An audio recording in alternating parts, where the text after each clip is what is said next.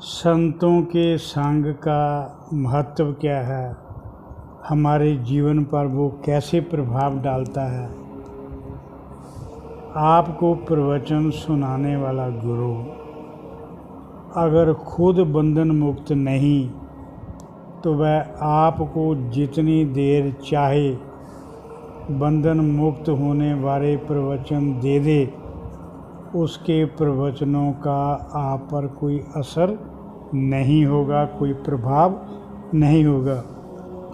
जो गुरु के आचरण में होगा वह ही आपके आचरण से झलक सकता है। अगर प्रवचन सुनने से ही रूपांतर हो सकता तो समाज में कोई बुराई ना रहती, इंसानों के मन में कोई विकार ना रहता। कथा तो रोज़ सुनते हैं, प्रवचन रोज़ सुनते हैं, पाठ रोज़ करते हैं, रोज़ करवाते हैं। संतों का तो हमेशा से ही यही प्रयास रहा कि समाज में उच्च कोटि के गृहस्थ पैदा हों। संत ने अगर कोई गृहस्थी भी अगर कोई संत भी पैदा करना है तो वो उच्च कोटि का संत गृहस्थ में पैदा करेगा, क्योंकि गृहस्थ आश्रम से ऊपर कोई आश्रम नहीं। सब संत गृहस्थियों के ऊपर निर्भर करते हैं। गृहस्थी ही इनके खाने का प्रबंध करते हैं, इनके रहने का प्रबंध करते हैं, इनके ऐशो आराम का प्रबंध करते हैं। जितने भी संतों के पास गाड़ियाँ हैं या भौतिक सुख हैं, वो सब गृहस्थियों ने प्रोवाइड किए हुए हैं। जो हर परिस्थिति में सम रहे, सुख व दुख के उतार चढ़ाव का जिसके मन पर कोई प्रभाव ना पड़े, उसके आनंदमय स्वरूप पर कोई प्रभाव ना पड़े, वो संत ही आपको सम रहने का प्रवचन दे सकता है। अगर प्रवचनों का कितनी देर प्रभाव रहता है, जो भी आप कथा सुनते हैं, संतों के प्रवचन सुनते हैं, आप पर उसका कितनी देर प्रभाव रहता है। समाज में कितने % लोग हैं जो हर सुख दुख के हालातों में, हर प्रकार के हालातों में अपने अंतःकरण को विकारों से मुक्त रखने में सफल होते हैं, उनका मन बेचैन ना हो। कितने % ऐसे हैं। परम आनंद की स्थिति में रहने के लिए ये जरूरी है कि किसी प्रकार का कोई बंधन ना हो, ना धार्मिक बंधन, ना रीति रिवाजों का बंधन, ना परंपराओं का बंधन। मन में कोई इच्छा ना हो, ना धन की इच्छा, ना पद की इच्छा, ना प्रतिष्ठा की इच्छा, ना काम की इच्छा, ना मोक्ष की इच्छा। मन पूरी तरह कामनाओं, अपेक्षाओं, तृष्णाओं से मुक्त हो, परम तृप्ति में सदा स्थित रह सकते हो, तब ही परम स्थिति में रह सकते हो। और अंत समय में शरीर छोड़ते वक्त सुमरन व प्रभु के ध्यान में मन को मग्न रख सकते हो। परम शांत, परम तृप्त मन के साथ प्रभु में विलीन होने का परम उद्देश्य को प्राप्त कर सकते हैं, बशर्ते कि आपको प्रवचन देने वाला गुरु, आपका हाथ सामने वाले गुरु में ये सब क्वालिटीज़ हों। अंतिम लक्ष्य को पाना इतना आसान नहीं, इसलिए पूरा जीवन कर्म शुद्ध रखने होंगे, संस्कार शुद्ध रखने होंगे, आहार शुद्ध रखना होगा, व्यापार शुद्ध रखना होगा, इच्छाएं व वासनाएं शुद्ध रखनी होगी। जीवन में कई प्रकार के उतार चढ़ाव आते हैं, प्रारब्ध के अनुसार कई प्रकार के उतार चढ़ाव आते हैं। इस धरती पर कई प्रकार के गुरु हैं। एक हैं जो उपासना का प्रचार करते हैं, एक योगी हैं, एक ब्रह्मज्ञानी हैं। सबके मत व तरीके अलग अलग हैं, अपने तरीके से अपने धर्म का प्रचार करते हैं। फिर सुन लो। हमारे जीवन में कई उतार चढ़ाव आते हैं।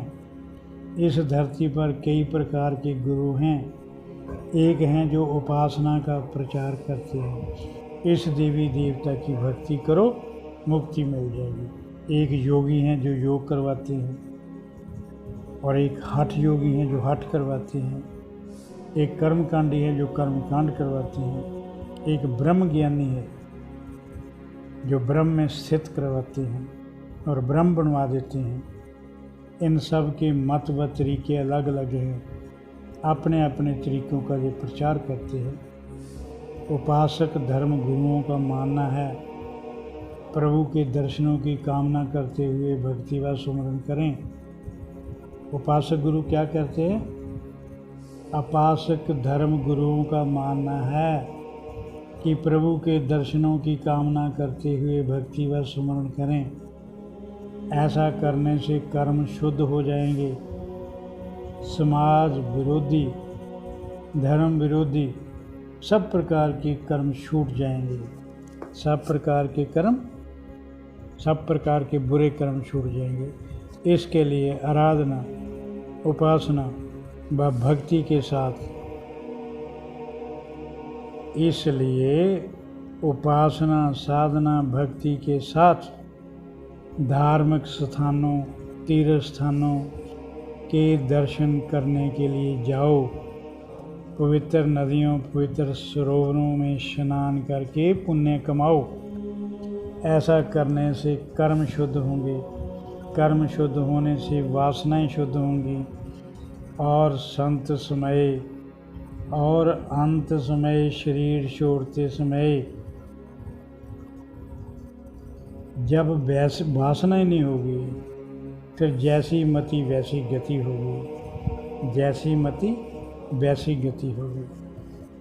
आपने जीवन में भक्ति भी की, उपासना आराधना भी की, सुमरन भी किया, कितना रूपांतर हो गया। कितनी बार धार्मिक स्थानों पर स्नान किया, अपने पापों को माफ़ करवाया, कितना रूपांतर हुआ आपके जीवन में। आत्म मंथन करके देख लो कि इतनी देर से ये सब कर रहे हैं, कितने % हमारा अंतःकरण शुद्ध हो गया। आपने जीवन में भक्ति भी की, उपासना भी की, आराधना भी की, सुमरन भी किया, सरोवरों में स्नान भी किया, तीर्थ स्थानों के दर्शन भी किए, कितने % रूपांतर हुआ। आत्मनिरीक्षण कर लो। समाज का बड़ा भाग साधना की इस पद्धति पर चलकर पूरा जीवन आराधना, साधना, पाठ, पूजा करते हैं, पर तृप्ति नहीं मिलती, परमानेंट आनंद नहीं मिलता। मन की बेचैनी, मन का डर, मन के वहम खत्म नहीं होते। और फिर योगियों का मत है समाधि लगाओ। समाधि का मतलब होता है समा जाना, खत्म हो जाना, मन को विचारों से मुक्त करके प्रभु में विलीन कर लेना। समाधि लगाने से मन शांत हो जाता है, निर्विचार हो जाता है, निरसंकल्प हो जाता है, जिससे शुद्ध अशुद्ध संस्कार व वासनाएं छूट जाती हैं। क्या बात है। वो कहते हैं, योगियों का मत है समाधि लगाओ। समाधि का मतलब होता है समा जाना, खत्म हो जाना, मन को विचारों से मुक्त करके प्रभु में विलीन हो जाओ। समाधि लगाने से मन शांत हो जाता है, निर्विचार हो जाता है, संकल्प विहीन हो जाता है, जिससे शुद्ध व अशुद्ध सब प्रकार की वासनाएं छूट जाती हैं। एकांत व मौन में रहकर अभ्यास करने से सब प्रकार के बंधन, सब प्रकार की वासनाएं छूट जाती हैं। केवल एक ही प्रथा का अभ्यास करना है। शून्य, निर्विचार, निरसंकल्प मन से समाधि लगानी है। इस प्रथा से अभ्यास करके कितने % साधक सफल हुए, मुझे इसका ज्ञान नहीं है। गृहस्थ में तो ये पॉसिबल नहीं है। अगर अंतिम समय में मन शून्य अवस्था में रहे तो सफलता में कोई शक नहीं किया जा सकता। इस विधि द्वारा समाधि लग गई, साधक को अंदर से ही कोई बताता है कि तुम्हारी समाधि लगी कि नहीं लगी।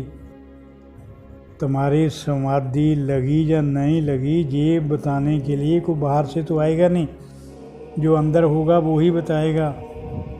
पूर्ण एकाग्रता से ध्यान लगा या नहीं,